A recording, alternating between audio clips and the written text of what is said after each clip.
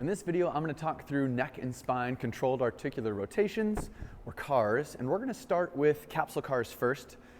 Capsule CARs provide our nervous system with really specific afferents. It's a way that we can build a dense cortical map and allow for more movement potential.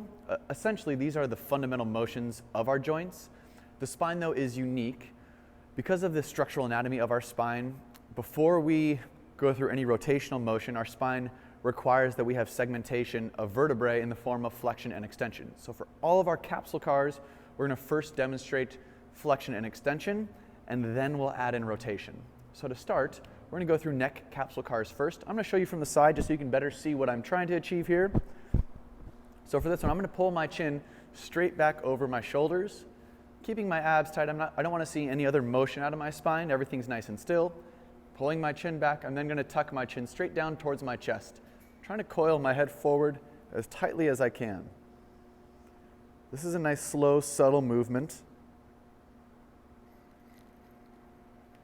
Once I get my chin all the way down to my chest, I'm going to pull my head back and lift my chin straight up, nice and high. Trying to pull the back of my head to the back of my shirt. Let's do another one. Tuck the chin.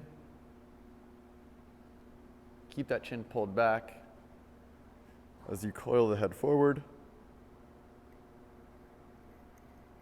Squeezing nice and tight, and then head back and lift. And one more just for good measure. Tuck the chin. Crunch the head forward, squeeze that chin towards the chest. And reverse, pull the chin back as you lift the head up.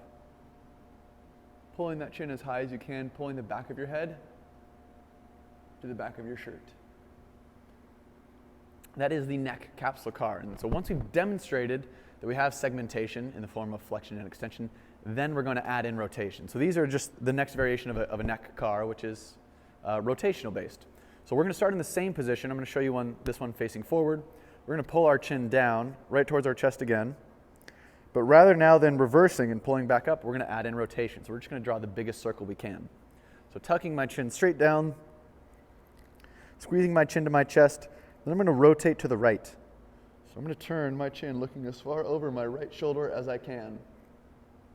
Then I'm going to crunch my right ear towards my right shoulder, lateral flexion. I'm going to lift my chin up. I'm still pulling the back of my head to the back of my shirt, but I'm just rainbowing my chin to the other side. Rotating to the left, bringing my left ear towards my left shoulder, and then tucking my chin and rolling back forward. And let's reverse. Chin stays tucked. I want you to rotate to the left, crunch to that left shoulder, lift the chin up, rainbow that chin all the way over to the right shoulder, rotate that head, right ear to your right shoulder, and then roll back forward. That was one. Let's do one more. I'm going to show you from the side. Chin tucks down, rotate to the right, crunch to the right, pull the head back, lift the chin, rotate to the left, crunch to the left, roll back forward into cervical flexion, and then reverse. Stay flexed forward, rotate to the left, crunch on that left side, lift the chin up, rotate as far as you can to the right, crunch on that right side, and then flex forward and roll the chin to a neutral position. So that is the rotational component of the CAR. Now we're going to go through the capsule variation for the entire spine next. We're going to do this in the form of a cat-cow. More specifically though, we're going to practice segmentation of the cat-cow. So it's going to be a really slow, very deliberate range of motion. So I'm going to get into a quadruped position, that's hands and knees. So from this position, if this isn't super comfortable for you, being on your hands and knees, we can do this one seated. You'll see a few different variations in our classes. Just for the learning purposes, we're going to do this one in this position. So for the segmented cat-cow, what we're looking to see is fully flexed position, and then segmentation at each vertebrae relative to the next one. So I'm going to start by flexing my spine as much as I can. That's tucking my pelvis, crunching my rib cage, and tucking my chin. Now I'm going to try and move each individual piece of my spine. So I'm keeping my chin tucked and I'm keeping my rib cage crunched as I pull my lumbar spine, my lowest vertebrae, into extension. So I'm going to take my pelvis, I'm going to tilt it forward. I'm squeezing that lumbar into extension, but I'm holding my rib cage and my cervical spine in flexion. Once I've maxed out my lumbar spine, I'm going to walk that extension up into my rib cage, my thoracic spine. I'm going to pull the base of my rib cage towards the floor and the top of my rib cage, my sternum, up towards the wall in front of me. I'm going to pull my chin back and lift my chin as high as I can, back of my head to the back of my shirt. And then we're going to reverse from the chin down first this time. So I want you to tuck your chin. Nothing else moves. Max out that chin tuck. And then start to crunch your rib cage down, keeping your lumbar spine in extension. Thoracic spine is going to round. You're crunching. Max out that crunch.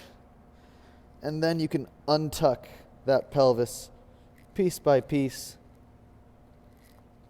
moving back into flexion. Again, this can be a pretty foreign motion in that it's really, really slow. We don't really intuit how to move our spine in segmentation. So we're going to do another rep. This time we're going to go tailbone up and then tailbone back. So we're going to start in flexion again.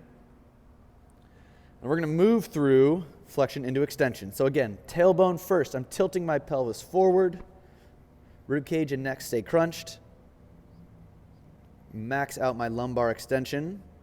And then slowly walk that extension up into my thoracic spine by flaring my rib cage towards the floor, pulling my sternum up towards the wall in front of me, pulling my chin back, lifting my chin up as high as I can get it. And now for this one, we're going to move from the tailbone into flexion first. So I'm going to tuck my tailbone, and I'm keeping my chin up this whole time to ensure that I maintain thoracic and cervical extension. So I'm tucking my tailbone, rounding my lower back. Once I've maxed out my lumbar flexion, then I crunch my rib cage down, squeezing my ribs down towards my hips. Once that motion gets all the way to the top of my spine, then I tuck my chin and coil down as tightly as I can. Woo, sweating. That type of segmentation is super challenging, but it allows us for more potential movement across a rotational capacity, which we're going to talk about next. This is the standing variation of our spine CAR. You're going to see both the segmented cat-cow and the standing spine CAR in some of the courses later on. But let's talk about the standing spine CAR. It's similar to the neck in that we're going to flex forward and then add in rotation. I find the best way to do this is by making sure the rest of my body is nice and tight. I'm really squeezing my glutes and my quads. I'm going to bring my hands over my shoulders. I'm actually going to go this way. I want you to start by keeping your chin relatively tucked the whole time, just to help block that spine a little bit. And then from here, we're going to crunch our rib cage straight forward. Crunching forward. I then want you to rotate to the left. Keeping your hips facing forward, turn your rib cage as far as you can to the left. Then bring your left shoulder towards your left hip, and also your left hip towards your left shoulder. So you're crunching on that entire left side. Then you're going to lift your rib cage up, holding that crunch. Move your rib cage into extension. Flare the rib cage up, and rotate to the right. Once you've maxed out your rotation in that direction, then crunch on that right side.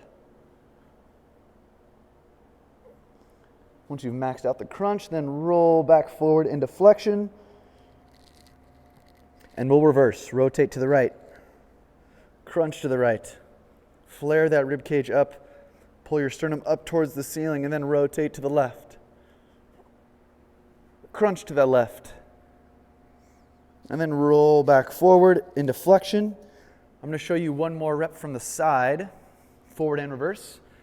Same starting position. We don't want to see too much movement out of my hips. Again, trying to isolate spine stuff. Tuck the chin, crunch forward. Holding that crunch. I'm then going to rotate to the right. Crunch on that right side.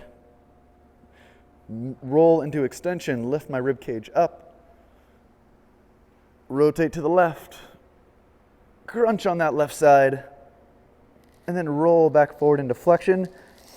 Big deep breath, halfway there. Rotate to the left. Crunch on that left side. Pull my shoulder towards my hip and also my hip towards my shoulder. Flare the rib cage up and lift. Then rotate all the way over to the right. Crunch on that right side. And then roll back forward into flexion. Whew. All right. This is a pretty dramatic range of motion, and this can be tough if this is your first few reps of CARs. I encourage you to go slow, move through pain-free ranges of motion, and remember with this stuff, frequency is the key. Practice this stuff every day and enjoy classes.